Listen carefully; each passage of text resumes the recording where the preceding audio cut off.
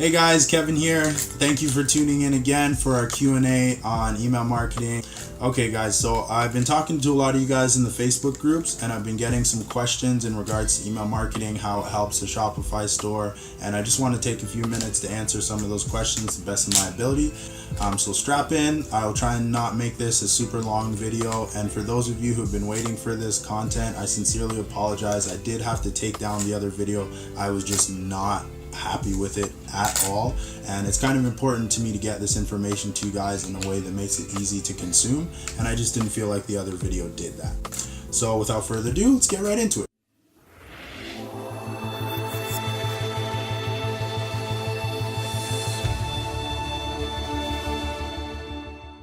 So why do you even want to use email marketing? All the work that you're putting into running Facebook ads, when maybe it's AdWords and driving traffic to your store, you're doing this so that you can get front end sales. Okay guys, email marketing is one of the best ways to capitalize and get unlimited back end sales for your business. When a market gets saturated and all the big guys with all the money are able to outbid everybody and get all of the traffic going to their stores, the reason that they do that is because they understand that even if they have to lose money or break even to get that initial front end sale, once they have that email contact, they can get unlimited back end sales from those people, and that's why they're willing to spend so much money to weed out the small guy, because once they start getting all of that contact information, all they're going to do is rinse and repeat and run an email marketing campaign so that they can get as much money out of those people over the lifetime of that customer. We're also going to cover lifetime value. Biggest reason that you're going to want to use email marketing is because it's going to help you stop leaving money on the table, and it's going to help you guys get back end sales. It also helps to follow up, build rapport with your customer base, and communicate with people in a non-intrusive way, which is really important so that they maintain a positive view of your brand. Okay, there's something I want to share with you guys called the revenue formula. It's something one of my mentors shared with me a couple of years ago, and it just like that helped with my understanding of how a business generates income, and I want to share that with you guys because I think it'll also do the same thing for you. I am going to have to do that in the computer. It's just going to be way easier. I went and bought a whole bunch of whiteboard markers when I tried to record with it, and I was writing on it, and it wasn't a pretty picture. Okay guys, so I'm going to jump in the computer and do that stuff for you guys. Okay guys, so this is our revenue formula. We're talking number of leads times your conversion rate times your average transaction times the number of transactions is going to equal revenue for any business. So as far as e-commerce is concerned, your Facebook ads and your AdWords and everything you guys are doing to generate traffic is all your leads coming in. And then your conversion rate, a few things tie into your conversion rate. Now, the layout of your website, the trust, does your product have descriptions? Another thing that is a very big factor in your conversion rate is your email marketing, because it often takes up to 4 follow-ups or more to actually convert someone and get a sale out of them. So email marketing is going to help you turn, let's say you had 1,000 leads and a 20% conversion rate. That means 200 people converted of those 1,000 leads. But with email marketing, you're going to be able to turn that 200 into 300 or 400 eventually because of the follow-up sequences. Now you're going to multiply that by your average transaction. Let's say your average transaction is 20 bucks. All right. And then the number of transactions. So for this example, we're going to do, they bought one thing, so one transaction, but your job is to try and get them to buy as many things as possible. Email marketing is going to help you increase the number of transactions, because now we're talking lifetime value of a customer and not just a front end sale. So, and that all of that equals revenue. So if your business was a mechanics shop, there's someone comes in for an oil change, and we've all been there when they start checking your headlights and your filters and all that kind of stuff, because they're trying to increase the number of transactions per interaction with their business. So for us, we're trying to upsell them other products or services or whatever it is, right?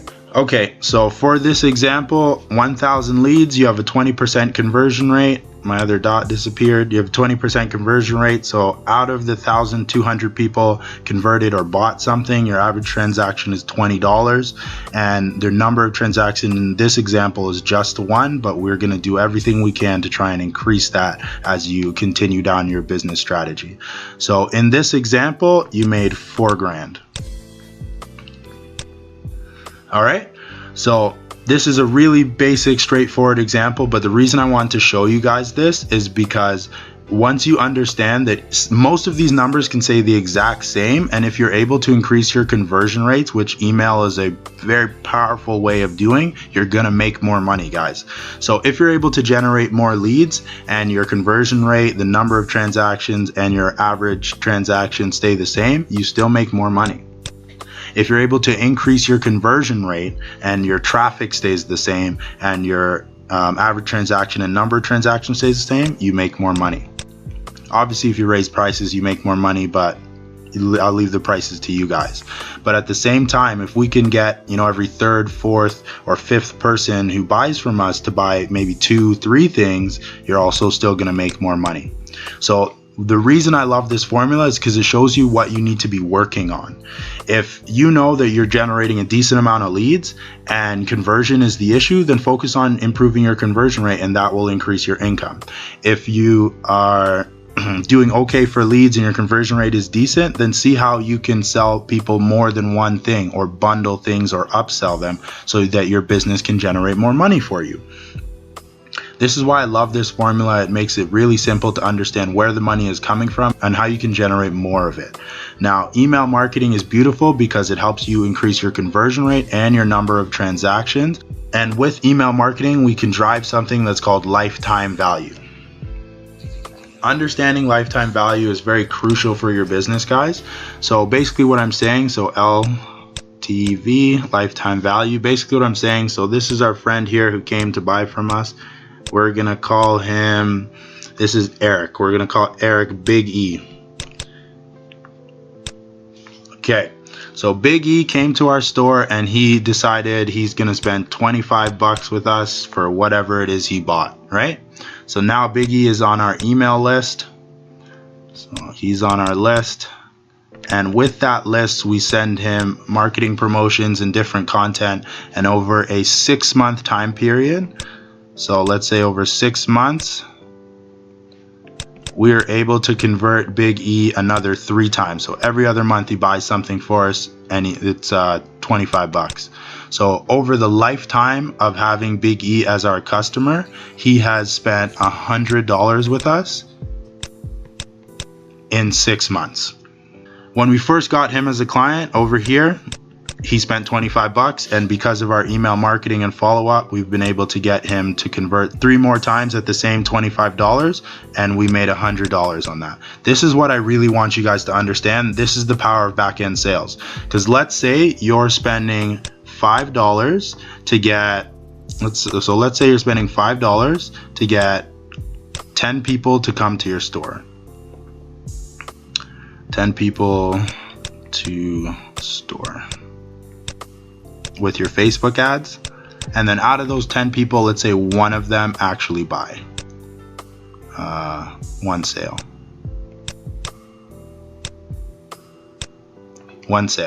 right?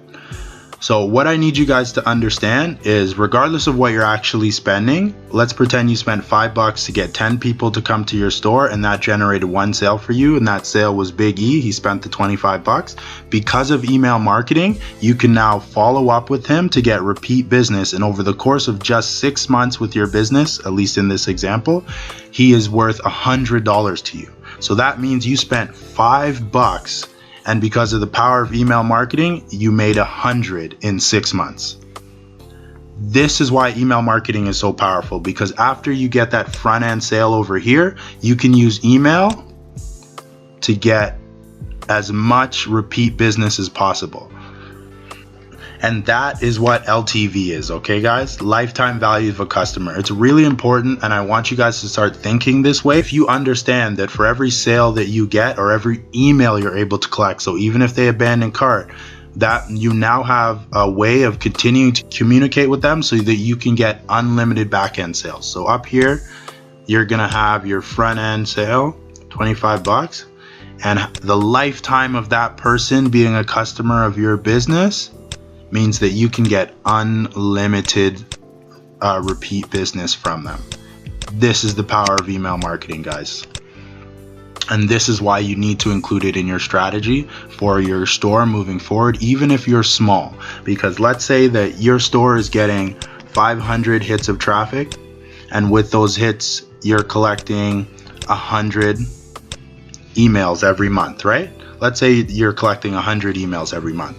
So the following month, you're gonna get another 500 hits, but now you're up to 200 emails. And then so on and so forth. And now if you continue to move forward, if you have a conversion rate of even 10%, which means at the 100, you converted 10 of those people into a sale. At 200, it would be 20 people. So even if the number of leads you guys are generating stays the same, because you're collecting emails, this number is going to continue to grow, which means you have more people to try and convert into sales. So even if you have a low conversion rate of, let's say, 10%, every single month that you continue to send emails, you're going to make more and more money simply because you're having more people join your email list. So even if half of these people are all abandoned carts, you have an opportunity to continue to communicate with them and continue to drive sales. And this is lifetime value, guys. So just as important as front end sales and everything you're doing with your Facebook ads is back end sales.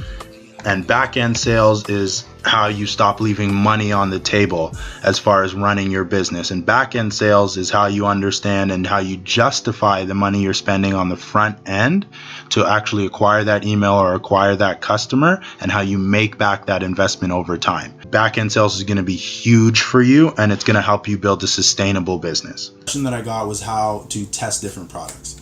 Now, honestly, guys, just test them. I want you guys to take the romance out of what you're doing a little bit and understand that if you're trying to generate larger and larger amounts of income for your business, you're going to have to keep it moving as much as possible and not be so attached to the products that you're putting out and the campaigns that you're running, and more so do all of the testing and the campaigns to collect the information to tell you who your target audience is and what kind of stuff your target audience likes. So when I say just test, that's exactly what I mean. You should be trying to add maybe 1 or 2 products to your store almost every day and running new ads for them to see how people are reacting. Now, as far as using emails to test, I'm actually going to show you this in the computer as well. But essentially what you're going to do is send that person an email and say, hey, I saw that you purchased X, and we noticed that people who purchase X also seem to like Y. Okay, hey guys, so I'm gonna go over the flows in Market Hero actually because it's gonna be a little bit simpler. I tried drawing this all out, but it just makes the video longer than it needs to be if I have to draw every box and every arrow and everything. And Market Hero is kind of amazing, so it's gonna help make this easy. So let's start with the split testing. Okay, so our start action is gonna be they bought something from us, right? So they bought, I don't know, whatever your top selling product is.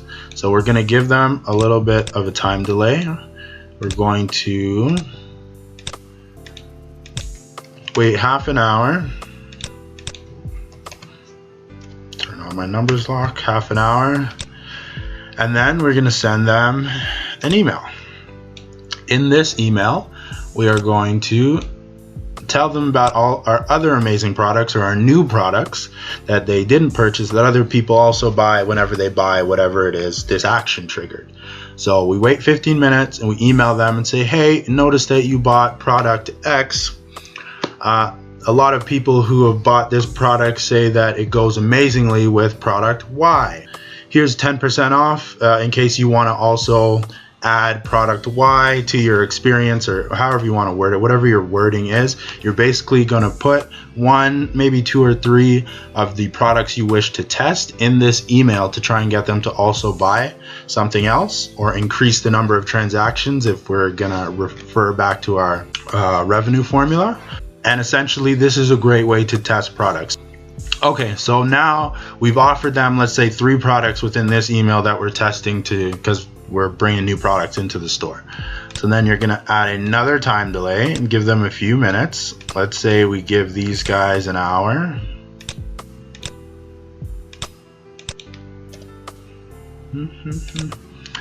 And then we're going to sort by tag and check if they bought it. Okay, so essentially, you sent them an email here, you're going to wait an hour, and then your system is going to check if they bought anything that you offered them here. And then let's say they bought one of these products, you send them an upsell email offering them one of the other products that they didn't buy.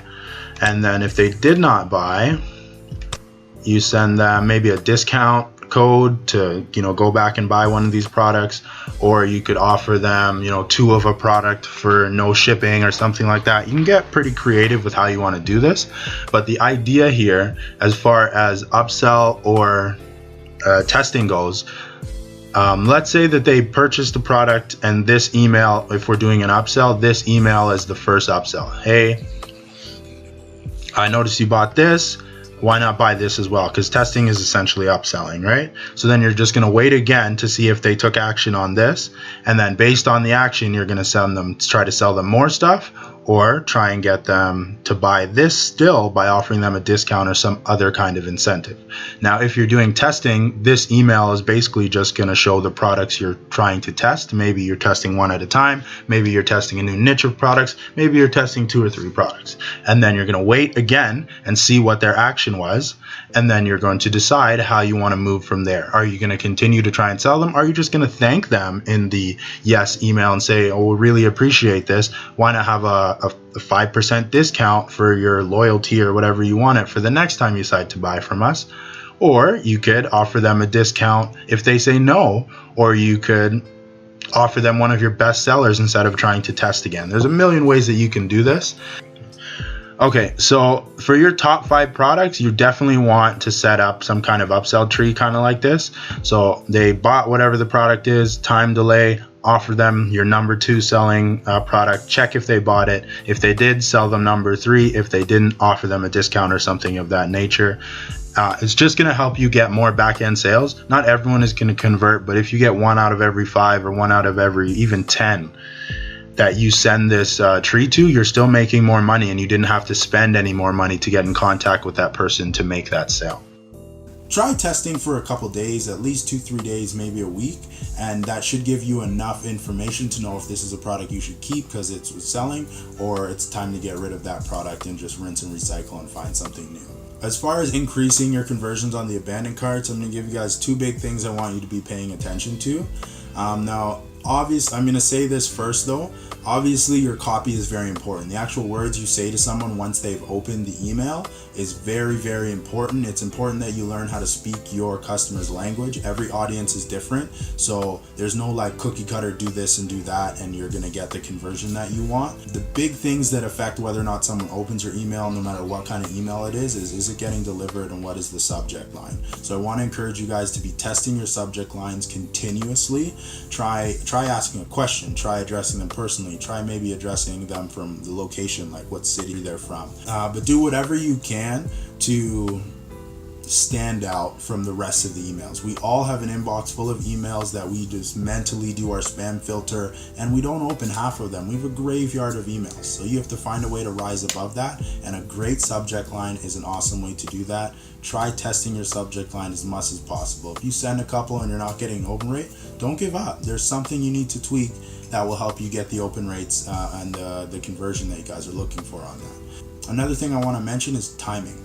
So try testing different timings: 5 minutes, 10 minutes, 15 minutes, half hour, 3 hours, 6 hours, 12 hours after, and see how those affect your open rates. But the caveat or the little hack I want to remind you guys of as far as timing goes, the average email is going to get open 3 to 4 hours after you have sent it. Think about what is going to be happening in that person's life 3 to 4 hours from when you send that email. If it's dinner time, probably a bad time to send the email. But maybe the email gets them around lunch hour, and maybe they're on their break and they actually have time to go down the rabbit hole and potentially buy this product for you. So that's definitely something I want you guys to keep in mind as far as trying to increase your abandoned carts.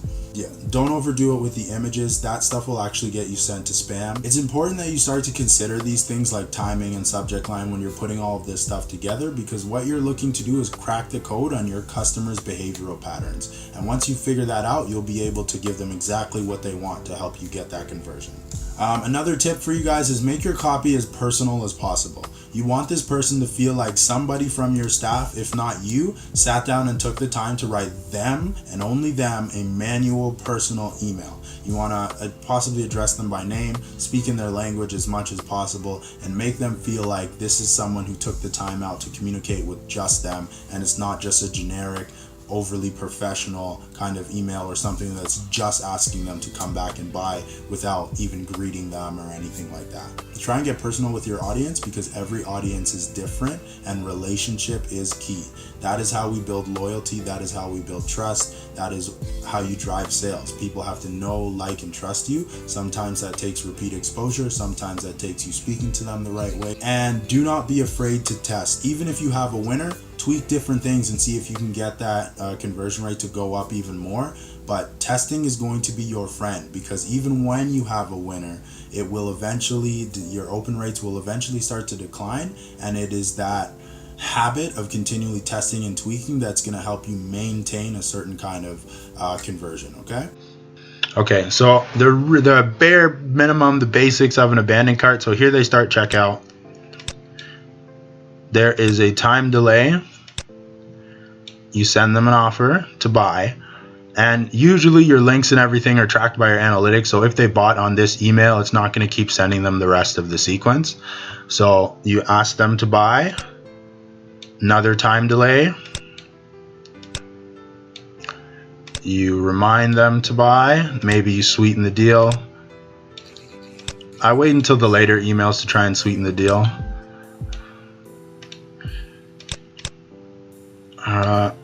And you just keep going. So let's say we'll just say there's 3 emails in this sequence because I'm running out of space. For right now, bum. Yeah, it is my birthday, so everyone's just wishing me a happy birthday, guys. Sorry about all the pop-up notifications. So they started the cart here, time delay, first email, time delay, next email, time delay, next email.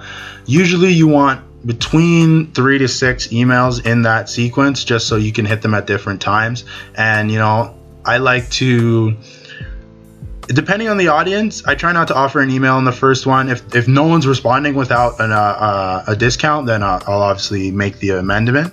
But I try not to offer a discount in the first one, just get them to come back. And then I'll offer a discount in the second one. And then in the third one, I'll remind them of the discount. Or in this one, I'll say the discount is for 24 hours. And in this one, I'll say I talked to my boss and I was able to extend it for another day, but I can't do any better than that. And you're trying to get them to understand, or try and make them feel like you're on their side and you're taking your time out to send them personal emails. So this is really straightforward of what an abandoned cart is, but why not get fancy if you can? So let's pretend that we are impatient, so we offer them the first one.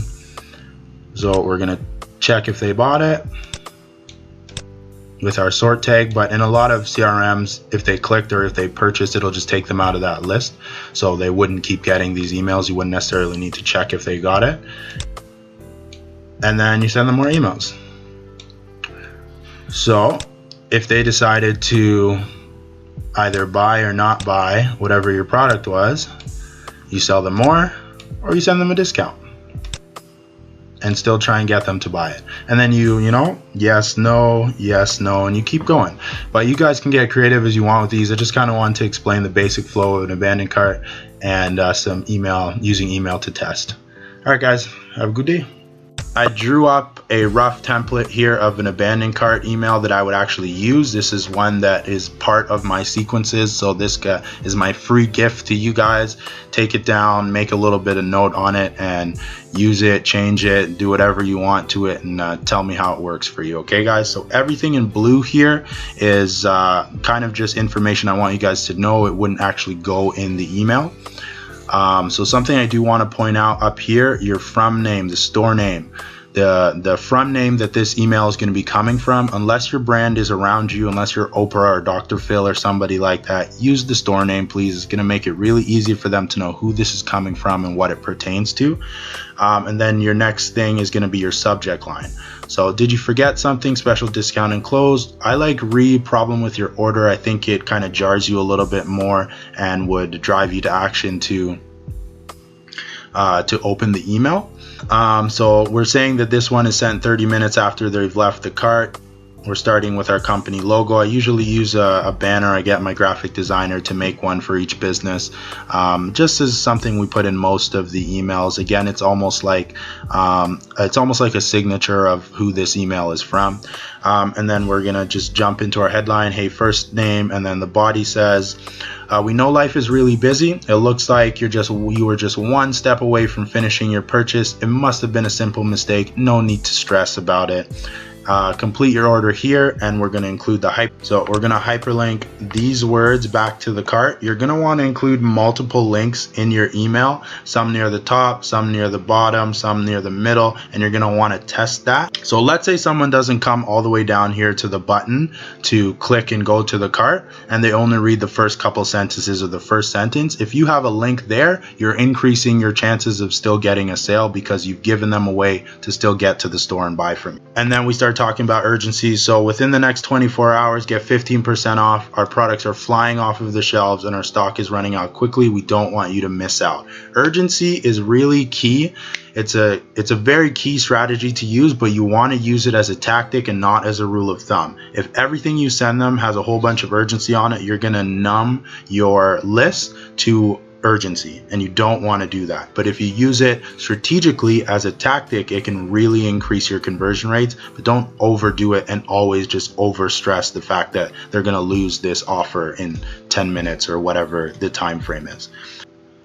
You're going to have your call to action with your coupon code hyperlinked in it here, and then maybe a picture that you're also going to want to hyperlink to the cart, and then maybe also a button. So you don't have to include all of this. This is a little link happy, so maybe take that one out. But I wanted to give you guys an example of different ways that you could do this and different links that you could use. A button is a really good one. It has a really good conversion rate as far as people actually knowing to click on that and everything like that.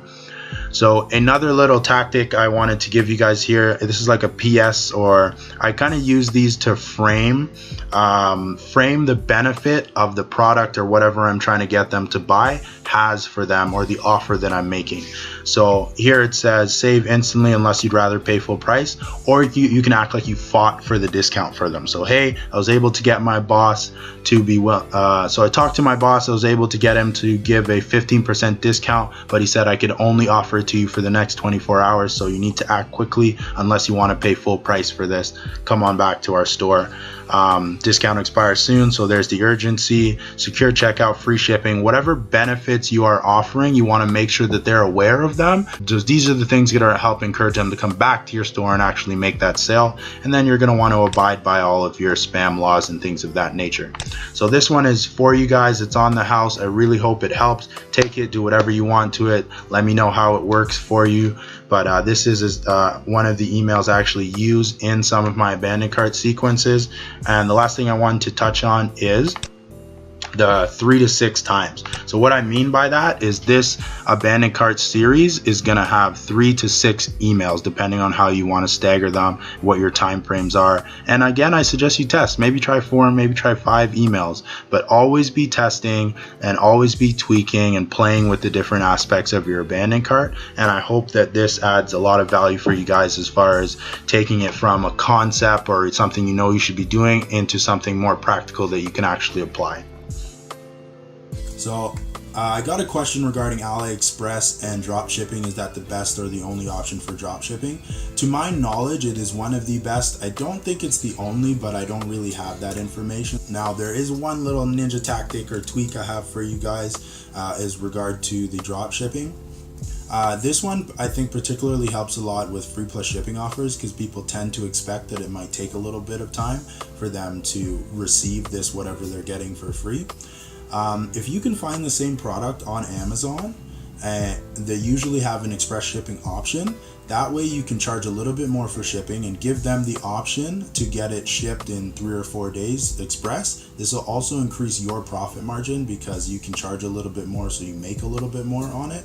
And then that way you have a way to get them whatever it is they ordered a little bit quicker.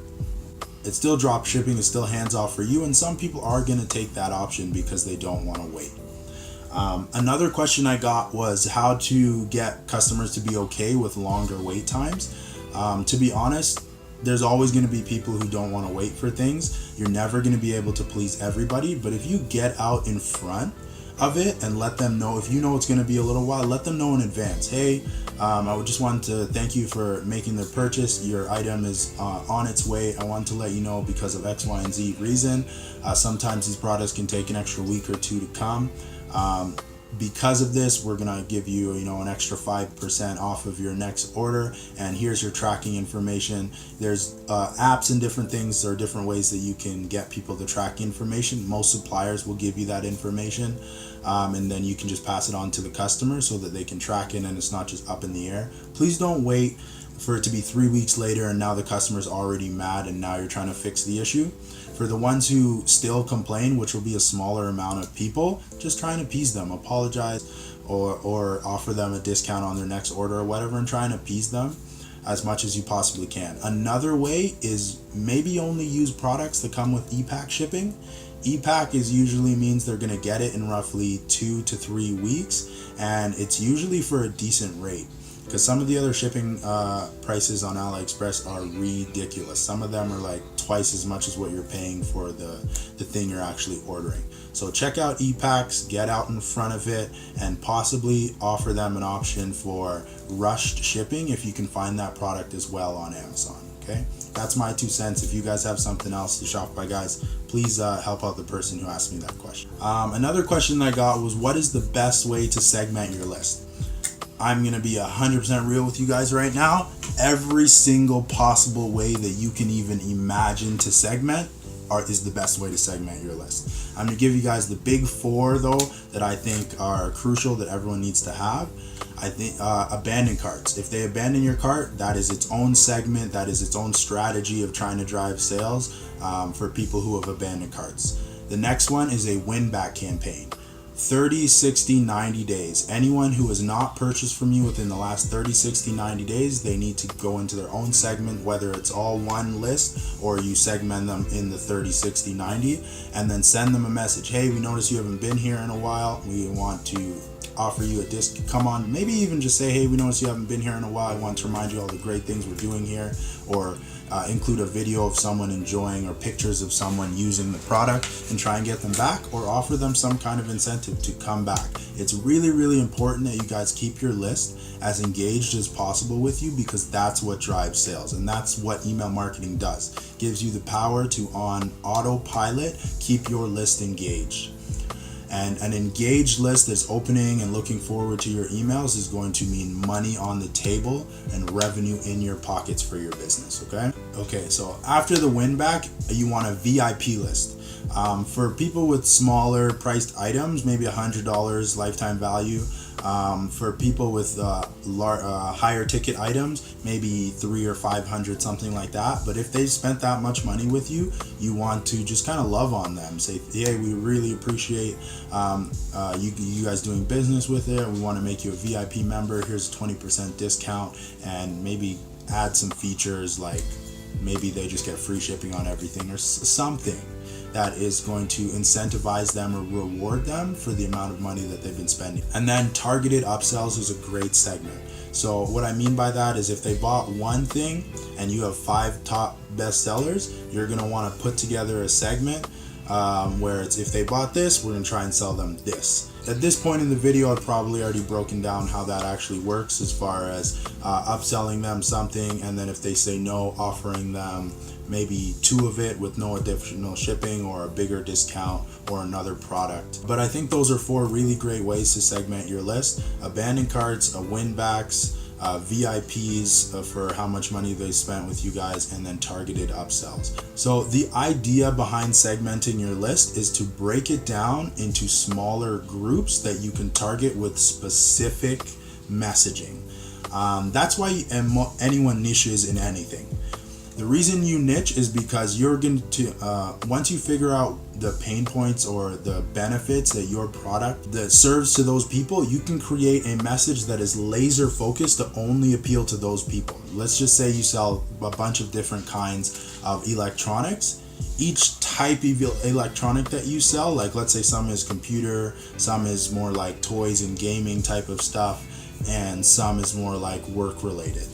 Those are individual segments, because the people who are there for toys and buying for you for an electronic or gadget toy are not thinking the same as people who are doing it for work, or for people who are doing it for like computer or buying computer type electronics. Anything that differentiates your customer from another person who has bought from you deserves its own segment, and then you have to figure out what is the benefit or the value that I'm adding to that person, and then you target them with specific messaging that addresses either those pain points or those benefits.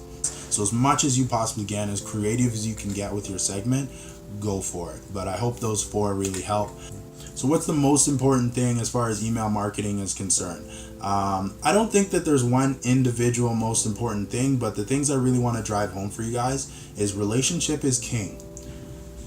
Please guys, don't just send out generic emails and think that it's gonna send your sales through the roof. It might work a little bit for certain audiences, but the better you get to know who your ideal client is and create a little avatar for yourself of who that person is, their age range, their interests, maybe where they live, or other things they're also interested aside from what you offer them, the better you're going to be able to create messaging that actually is effective and moves the needle and gets people to open and convert for you. Relationship is king.